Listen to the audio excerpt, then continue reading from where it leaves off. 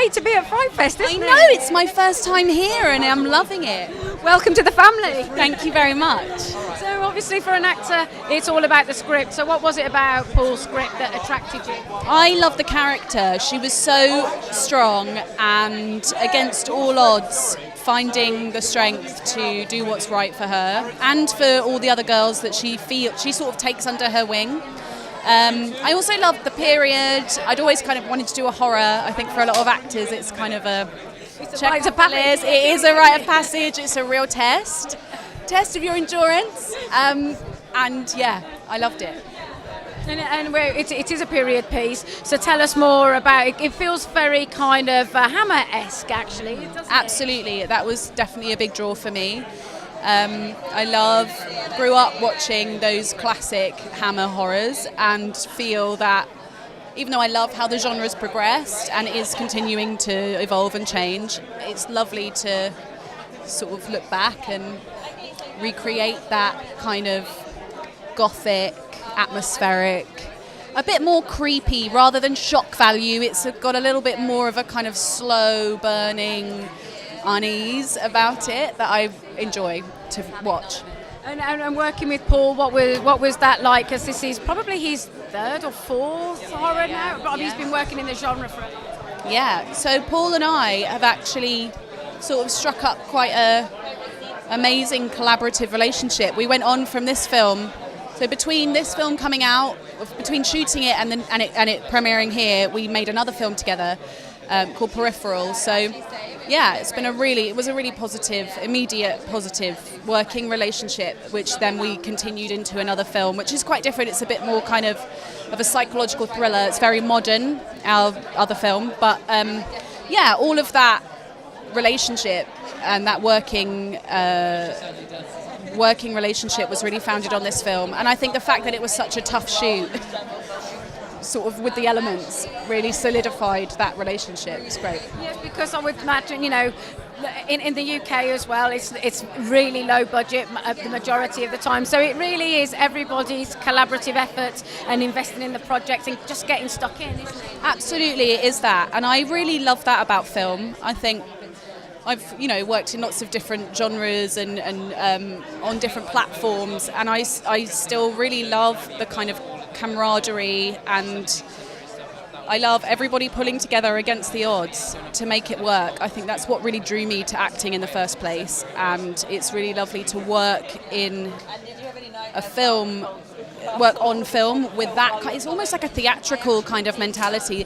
Everyone's tired, everyone's hungry, everyone wants to go home, but you pull together against the odds and you get the scene done, and And it all works on film. it does work on film. It really does work when you're playing, when what you're playing is being cold and scared and hungry.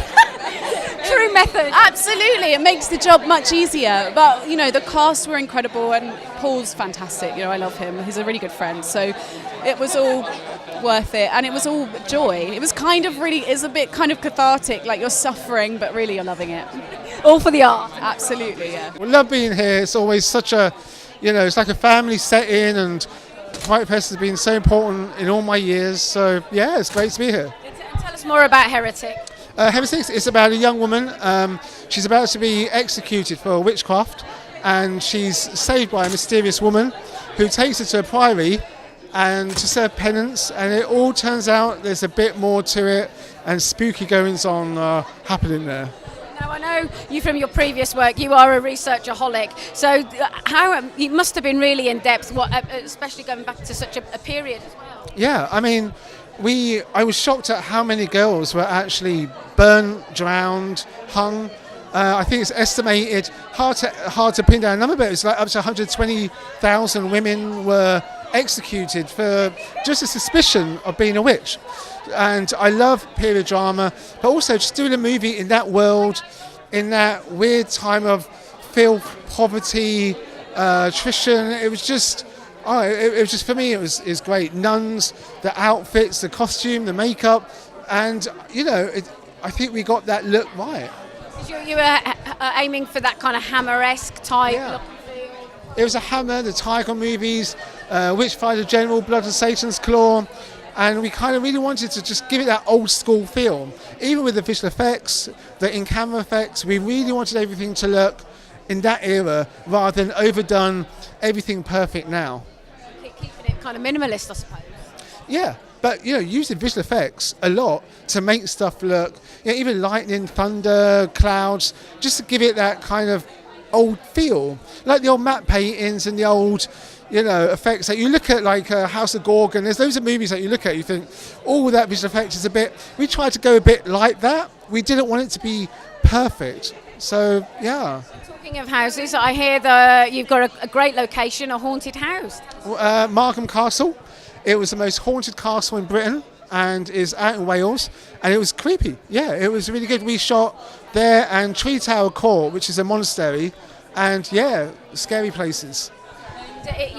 As we're in times where it's not always easy to find financing, particularly for film. Has this been a challenge making the film? Every film is a challenge these days. But Temple Heart did a great job in raising the money, and it was nice to make this type of movie. A lot of people, it's just a really hard time in investment and finance, and really, really lucky. This story looks so creepy. Tell us more about it. Well, when I got the script, I read it straight through in an hour, so it just keeps going and going, and then everyone just starts dying, and it all gets crazy, and there's blood everywhere. But the thing that I love about it is the heart, especially for the two of us. We have this kind of love story, which kind of goes wrong without giving too much away. And I just love the dilemma that Paul creates for his characters and the dialogue and the interaction that he writes in between all the horror. I think it's great. Yeah, Emily's pretty much summed it up. But I mean, it follows a young girl called Persephone who's accused of necromancy, and so she's taken into a covenant, and things take a turn for the worse, I guess, without giving too much away. I mean, it really is, when you're dealing with spirituality and religion, it really is a great platform to create something immensely emotive and creepy, isn't it? Yeah, definitely. I think there's a lot of discussion in the world right now about people's faiths and what you believe, and we were shooting in a very haunted place in the middle of Wales, and it definitely made me think about what I believe in. And these girls, you think about them trapped in the 17th century in this house, and all they have is their faith and their religion to get them through. So I think it's a really interesting story that Paul's exploring. And working with the period piece as well. What was it like with the costumes, and does that really help you kind of get into character and really create that? Yeah, it's my favourite thing about doing period stuff, is getting to dress up basically all day, every day. But it does really help, because it helps how you stand and all of that stuff. And some of the locations that we were filming in were amazing. Like, Emily's hinted that maybe they were haunted, and it did feel that way. They were very cold and spooky. So sometimes there wasn't much acting required about being scared. Yeah. On my first day, I turned up and Paul had me chained to a wall, covered in blood, screaming and crying, and I was like, okay, this is my first take, this is going to be fun. And it was. And that's the thing with Paul as a filmmaker, isn't he? He's really kind of visceral. He isn't scared to take you to places that are really very dark. Yeah, which is incredible. But strangely, he's a very meek and sort of not timid, but like a very shy guy. And then you see the stuff he makes, and you wouldn't believe that it comes from this lovely, gentle man. But yeah, no, he's an incredible filmmaker. And what have you taken away with you from making this film? Just being able to see everyone's work up there. It's been a long journey for all of us, and me personally, it's the first time I've got such a big journey as a character on film, and I just love watching that unfold and seeing everyone's storylines, and I just can't wait to see what comes next. Yeah, likewise. It's been a long time coming. We filmed this nearly 2.5 years ago, so just really excited to see it all put together, and everyone's done an amazing job.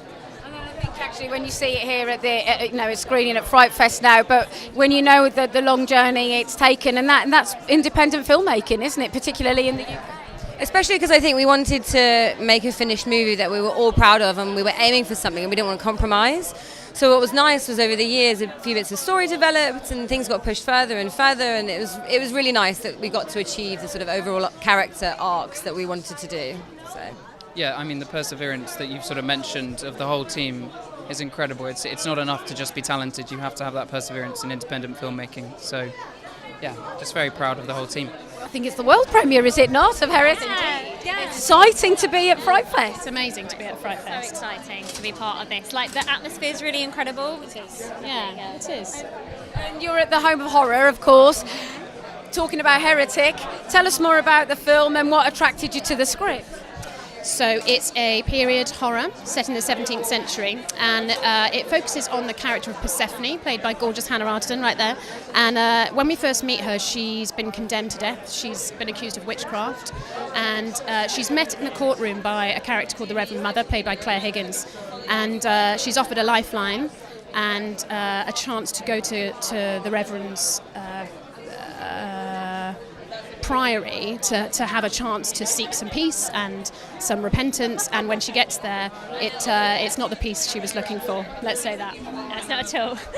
It's really scary. I mean, I'm in it, and I'm one of the scary things, and I found it really terrifying. I was like, whoa, it's a really scary film. Yeah. Are you one of the ladies that get to wear the eyes? Yeah, I am one of. Yeah, I'm an entity. I'm Sister Margaret, and I've never done anything like that before. I was on a harness for some of it, and that was totally different to me. I've not really done horror before either, so yeah, it was fantastic to be a part of that, and that was really what attracted me to it as well, to play such a different kind of part. You know, I don't speak that much, I'm more of a growler, and I was like, wow, to convey that sort of stuff is really challenging. And You're working on the inner life of the character, aren't you? yeah, absolutely, yeah.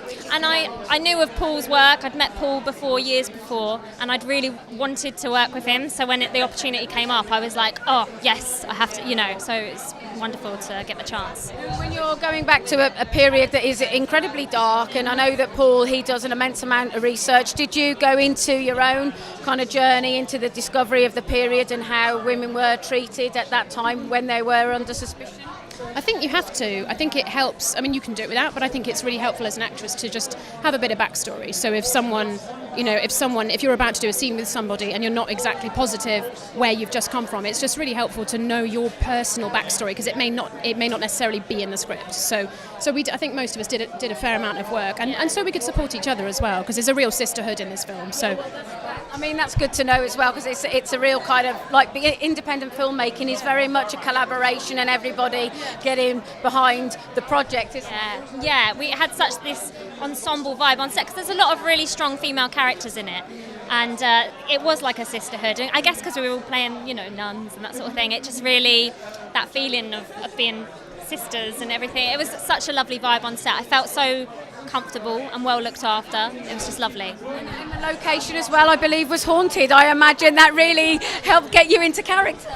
So we shot in Tretower and in Margam Park, which is very close to my hometown, and it's beautiful there. Oh, it's so beautiful, and it's so atmospheric. You don't need smoke and mirrors there. It's a very, very special place, and it was pretty scary. I'm not going to lie. Lots of us, we had to do lots of lurking around corridors before they called action, and it was pretty jittery at times, wasn't it? And because we were filming in winter, it got dark quite early, about 6 o'clock, and it was quite cold. It was quite creepy. And I was like, yeah, I'm so in the zone right now, you know, when you're like, it was really exciting to work in that kind of atmosphere. I loved it.